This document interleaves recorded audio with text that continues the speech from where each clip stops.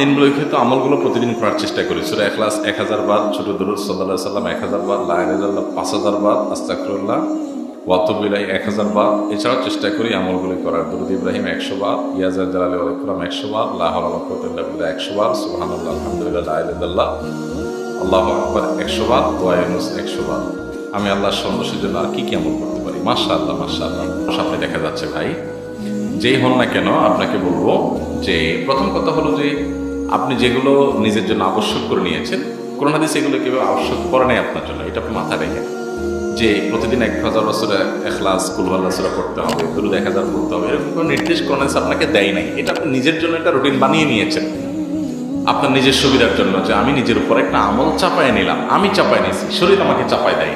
এটা কোনো আমার জন্য ফরজও না, ওয়াজিবও না, সুন্নতও না, জাস্ট জায়েজ।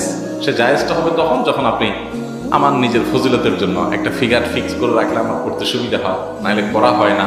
নিজের জন্য আমি এটা করে নিয়েছি, ওকে, তাহলে এটা জায়েজ আছে, কোনো অসুবিধা নেই, আপনি এটা করেন। কিন্তু আবার বলছি, আপনাকে ক্লিয়ার থাকতে হবে, এই সংখ্যাগুলো এইভাবে মেনটেন করে আপনাকে করতে শরীয়ত বলে নাই, নির্দেশ দেয় নাই, আপনি নিজে থেকে এটা করছেন। এটা আপনি মাথায় রেখে যদি করেন, ঠিক আছে, সেটা আপনার জন্য জায়েজ আছে। এর বাইরে আপনি কি করতে পারেন আমাকে জানতে চাইছেন। আমি আপনাকে বলবো, করণীয় যে কাজগুলো আছে, পাঁচ ওয়াক্ত নামাজ ইত্যাদি আপনি পড়েন নিশ্চয়ই, এগুলো যেটা করছেন, কোরআনে কারিমের তেলাওয়াত নিশ্চয়ই করেন, অর্থ সহকারে বোঝার চেষ্টা করবেন, সেটাও করেন। আমি আপনাকে যেটা বলতে চাই সেটা হলো, গুনাহ ছাড়বেন, হারাম কাজগুলো বর্জন করবেন। আমাদের অনেকেই আছি আমরা যারা সুবহানাল্লাহ আলহামদুলিল্লাহ জিকির, কোরআন তেলাওয়াত, তাসবিহ তেলাওয়াত, দাড়ি, টুপি, ওয়াজ নসিহত শোনা, এগুলো সব করি, মাগার হারাম থেকে বাঁচি না। হারাম বর্জনটার গুরুত্ব কোনো কোনো ক্ষেত্রে এই মানে করণীয় কাজগুলোর চাইতে অনেক বেশি গুরুত্বপূর্ণ। এমনকি এই সমস্ত নফল আমল যেগুলো করছেন, এগুলোর অনেক মর্যাদা আছে, অবশ্যই করবেন, কিন্তু এগুলোর চাইতে অধিকতর গুরুত্বপূর্ণ একটা হারাম কাজ ছাড়া। আপনার সামনে একটা হারাম করার সুযোগ আসছে, আপনি ওইটা যদি ছাড়তে না পারেন, তাহলে এই নফল আমলের কোনো মূল্য থাকবে না, অন্তত ওইটার তুলনায়। বুঝতে পেরেছেন?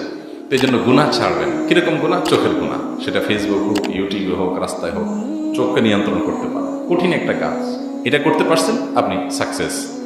হারাম উপার্জন করবেন না, প্রত্যেকটা টাকা টন করে বাঁচবে, পিওর হালাল উপার্জন করবেন, তাহলে আপনি সাকসেস। বুঝতে পারছে কথা? কাউকে গালিগালাজ করবেন না, কারোর প্রতি অত্যাচার করবেন না, সবাই হক আদায় করবেন, আপনি সাকসেস। এগুলো কঠিন কাজ। এই জিকির আজকার এগুলোও কঠিন, কিন্তু এগুলোর চাইতে ওই হারাম কাজ থেকে বেঁচে থাকাটা অনেক টাফ। আল্লাহ তাআলা সহজ করে দিক।